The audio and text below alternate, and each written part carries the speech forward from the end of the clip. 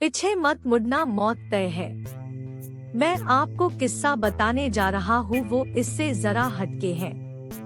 तो दोस्तों, एक रात मैं अपने गांव से मेरे मित्र अवधेश के साथ अंधेरी रात में खेत के रास्ते बस स्टैंड की तरफ जा रहा था। तो मेरे मित्र ने कहा, दोस्त थोड़ा जल्दी चलो, इस खेत से अगले 2 खेतों तक थोड़ी समस्या है। तो मैंने पूछा क्या बात है, तो उसने बार बार बात को टाल दिया। लेकिन मेरे ज्यादा दबाव डालने पर उसने पूरा किस्सा सुनाया। बहुत साल पहले अपने गांव से रात को इन्हीं खेतों से एक आदमी गुजर रहा था। रास्ते में वो पेशाब करने के लिए एक पेड़ के नीचे रुक गया। उसके बाद वो जैसे थोड़ा चला, उसे किसी बच्चे के रोने की आवाज आई।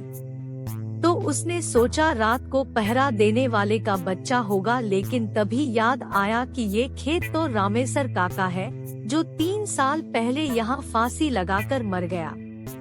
वह आदमी सहमे हुए कदमों से आगे बढ़ता रहा और उसके दिमाग में उन लोगों की बातें याद आई कि इस खेत से गुजरते वक्त रात को कभी पीछे मत मुड़ना, कोई रास्ता पूछे तो उसके आँखों और पाँव को मत देखना, कोई कितना भी बोले मत सुनना। ये सब बातें दिमाग में सोचने से उस आदमी की हालत बहुत बुरी हो गई और सोचने लगा कि उसने यहाँ आने से पहले ये सब क्यों नहीं सोचा।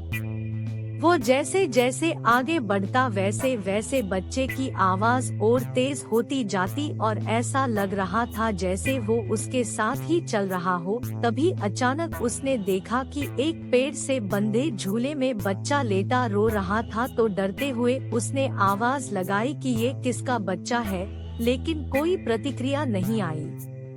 तो डर के मारे आगे बढ़ गया, लेकिन बच्चे की किलकारी सुनकर उससे रहा नहीं गया और उसने पीछे मुड़कर देख लिया। तो उसने देखा वो बच्चा झूले में उसके पीछे पड़ा था। रहम के मारे उसने उस बच्चे को गोद में उठाकर भागने लगा। थोड़ी देर बाद वो बच्चा उसे भारी लगने लगा और देखकर चौंक गया कि उसके पैर लंबे होकर जमीन को छूने वाले थे। उसने घबराकर बच्चे को गोद से गिरा दिया। जैसे ही वो बच्चा गोद से गिरा तो बच्चा बड़े आदमी की तरह जोर से हंसकर बोला, तू आज तो बच गया, अगर मेरे पैर जमीन छू लेते तो तुझे आज यहाँ कोई नहीं बचा सकता, तेरी मौत तय थी। ये कहते ही वो बच्चा गायब हो गया। वो इंसान गिरते पड़ते घर तक पहुंचा और घर पहुंचते ही बेहोश हो गया। जब उसे होश आया तो उसने गांव वालों को ये सारी कहानी बताई। जैसे ही मैंने ये किस्सा सुना तो घबराहट के मारे बिना पीछे मुड़े ऐसा जोर से भागा और कभी उस प्रेत बाधित खेत से रात को नहीं गुजरा।